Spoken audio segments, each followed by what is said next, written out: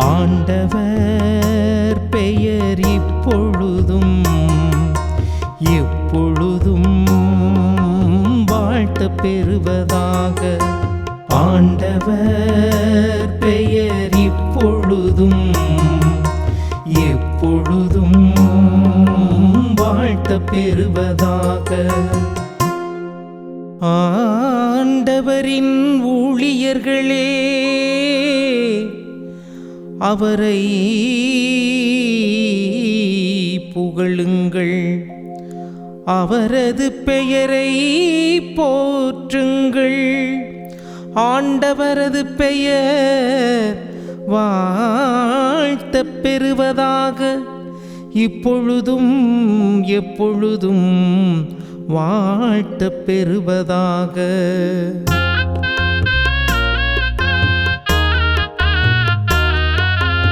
ஆண்டவர் பெயர் இப்பொழுதும் எப்பொழுதும் வாழ்த்த பெறுவதாக. ஆண்டவர் பெயர் இப்பொழுதும் எப்பொழுதும் வாழ்த்த பெறுவதாக. கீழ்த்திசை முதல் மேற்றிசை வரை ஆண்டவரது பெயர் போற்றப்படுவதாக. மக்களினங்கள் அனைத்திற்கும் ஆண்டவர் மேலானவர். வானங்களையும் விட உயர்ந்தது அவரது மாட்சி. வானங்களையும் விட உயர்ந்தது அவரது மாட்சி.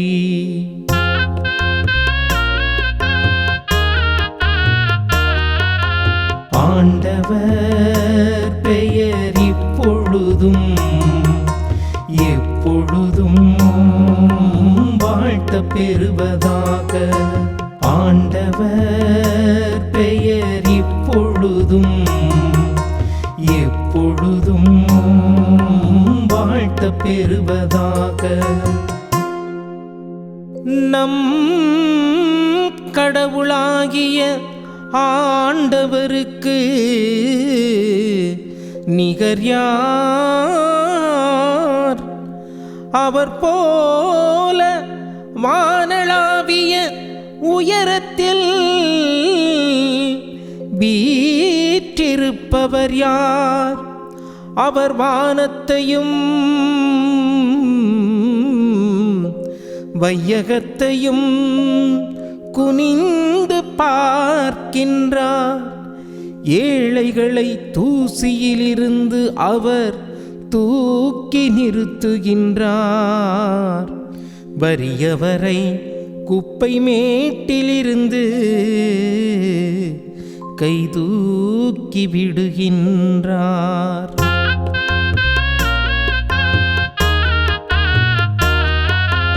ஆண்டவர் பெயர் இப்பொழுதும் எப்பொழுதும் வாழ்த்த பெறுவதாக. ஆண்டவர் பெயர் இப்பொழுதும் எப்பொழுதும் வாழ்த்த பெறுவதாக. ஆண்டவர் இயேசுவில் எனக்கு அருமையான சகோதரிகளே, சகோதரர்களே, மாதா தொலைக்காட்சியினுடைய அன்பர்களே, தினம் ஒரு திருப்பாடல் நிகழ்வு வழியாக உங்களை சந்திப்பதில் நான் மிகுந்த மகிழ்ச்சி அடைகிறேன். இன்று நாம் தூய ஜான் கிறிசோஸ்தம் ஆயர் மறை வல்லுநருடைய விழாவை கொண்டாடுகிற இந்த நாளிலே நமக்கு பதிலுரை பாடலாக தரப்பட்டிருக்கின்ற திருப்பாடல் 113. இது ஆண்டவர் பெயர் இப்பொழுதும் எப்பொழுதும் வாழ்த்த பெறுவதாக என்கின்ற பதிலுரையோடு தொடங்குகிறது.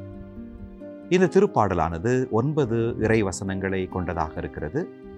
113 முதல் 118 வரையிலான 6 திருப்பாடல்கள் ஹல்லல், அதாவது புகழ்ச்சி திருப்பாடல்கள் என்று அழைக்கப்படுகின்றன. இந்த ஹல்லல் என்கின்ற வார்த்தையிலிருந்தான் ஹல்லேலூயா என்கின்ற எபிரேய வார்த்தையும் வருகிறது.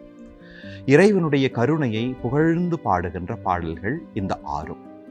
இந்த திருப்பாடல்கள் பொதுவாக இஸ்ரேல் மக்கள் தங்களுடைய 3 முக்கியமான விழாக்களாகிய பாஸ்கு விழா, பெந்தகோஸ்து விழா மற்றும் கூடார திருவிழா ஆகிய திருவிழா நாட்களிலே எருசலேம் தேவாலயத்திலே கூடி வந்து வழிபாடு நடத்துகின்ற போது இறைவனை புகழ்ந்து பாடுகின்ற பாடல்கள். இந்த பாடலுடைய துவக்கமானது இறைவன் எகிப்திலே அவர்களுக்கு செய்த நன்மைகளை நினைந்து வாழ்த்தி போற்றுவதாக அமையும். எனவே இவை எகிப்திய புகழ்ச்சி பாடல்கள் என்றும் அழைக்கப்படுகின்றன. அவருடைய வீடுகளிலே உணவு உண்ண கூடி வருகின்ற போது உணவுக்கு முன்னாலே இறைவனை புகழ்ந்து பாடுகின்ற பாடல்களாகவும் இந்த பாடல்கள் அமைந்திருந்தன. இந்த பாடல்களோடு இணைந்து திருப்பாடல் 120 136 வரையிலான அந்த திருப்பாடல்களும் கூட பெரும் புகழ்ச்சி பாடல்கள் என்று அழைக்கப்படுகின்றன. எனவே இந்த பாடல்கள் எல்லோருமே இறைவனுடைய கருணையை நினைந்து மகிழ்ந்து இறைவனுக்கு நன்றி கூறி இறைவனை போற்றி பாடுகின்ற பாடல்களாக அமையும். ஆண்டவர் இயேசு கடைசி ராவுணவில அப்பத்தை எடுத்து இறைவனை புகழ்ந்து பாடி அதை பிட்டு என்கின்ற வார்த்தையை நாம் நற்செய்தியிலே வாசிக்கின்ற போது ஒருவேளை ஆண்டவர் இயேசு இந்த பெரும் புகழ் பாடல்களில் ஒன்றாகிய திருப்பாடல் 136 அல்லது இந்த ஹல்லல் புகழ்ச்சி பாடல்களில் ஒன்றாகிய 116 அல்லது 118 அவர் பாடியிருக்கலாம் என்று விவிலிய அறிஞர்கள் கருதுகிறார்கள். எனவே ஆண்டவர் இயேசுக்கே தெரிந்த அவர் பாடிய பயன்படுத்திய திருப்பாடல்களில் ஒன்று இன்று நமக்கு தரப்பட்டிருக்கிறது. இந்த திருப்பாடல் 9 இறை வார்த்தைகளை கொண்டிருக்கிறது. அதிலே முதல் 3 இறை வார்த்தைகள் இறைவனை புகழுவதாக அமைகின்றன. அடுத்த 3 இறை வார்த்தைகள் இறைவன் எல்லாவற்றுக்கும் எல்லாருக்கும் மேலாக உயர்ந்து இருக்கிறார், அவருக்கு நிகரானவர் யாரும் இல்லை என்கின்ற இறைவனுடைய உயர்ந்த நிலையை பேசுகிறது. இறுதியாக அமைகின்ற 3 வசனங்கள் இறைவன் உயரத்தில் இருந்தாலும் அவர் குனிந்து ஏழைகளை எளியவரை உற்று நோக்குகிறார், அவர்களுக்கு இரக்கம் காட்டுகிறார், அவருக்கு கருணை காட்டுகிறார் என்கின்ற செய்தியை நமக்கு தருகிறது. எனவே இது இறைவனின் மாட்சியை நமக்கு உணர்த்துகின்ற திருப்பாடல்களாக அமைகின்றன. திருவிழாக்களை கொண்டாடுகிற காலத்தில் ஆண்டவரின் ஊழியர்களே என்று இந்த திருப்பாடல் துவங்குகின்ற போது குருக்கள், லேவியர்கள், ஆலயத்திலே கூடியிருக்கின்ற இறை மக்கள் எல்லோரையும் ஒன்றாக வரும்படி அழைத்து அவர்கள் அனைவரும் இறைவனை புகழ்ந்து பாட வேண்டும் என்கின்ற அழைப்பை இந்த திருப்பாடல் கொடுக்கிறது. இறைவனை இன்றும் என்றும் எக்காலத்திலும் பாட வேண்டும், கீழ்த்திசை மேற்திசை என்று உலகம் முழுவதும் இறைவனுடைய புகழ்ச்சியை நாம் ஆர்ப்பரித்து பாட வேண்டும் என்கின்ற அழைப்பை இது கொடுக்கிறது. இறைவனுடைய நிகரில்லாத உயர்ந்த நிலையை பேசுகின்ற இந்த திருப்பாடலின் ஆசிரியர் இறைவன் எல்லாவற்றுக்கும் மேலாக வானங்களுக்கு மேலாக உயர்ந்திருக்கிறார் என்று சொல்லுகின்ற போது அவர் உயர்ந்திருந்தாலும் குனிந்து அவர் கீழே பார்க்கிறார் என்கின்ற ஒரு வார்த்தையை பயன்படுத்துகிறார். இறைவன் குனிந்து கீழே பார்க்கிறார் என்பது இரக்கத்தோடு அவர் மக்களை உற்று நோக்குவதை, அவருடைய துன்பங்களை வேதனைகளை அவர் கனிவோடு இரக்கத்தோடு பார்ப்பதை நமக்கு உணர்த்துகிறது. இந்த பகுதியை நாம் வாசிக்கின்ற போது விடுதலை பயண புத்தகம் 3ஆம் அதிகாரம் 7 முதல் 9 முடிய உள்ள இறைவார்த்தைகளை நாம் நினைத்து பார்ப்பது பொருத்தமாக இருக்கும்.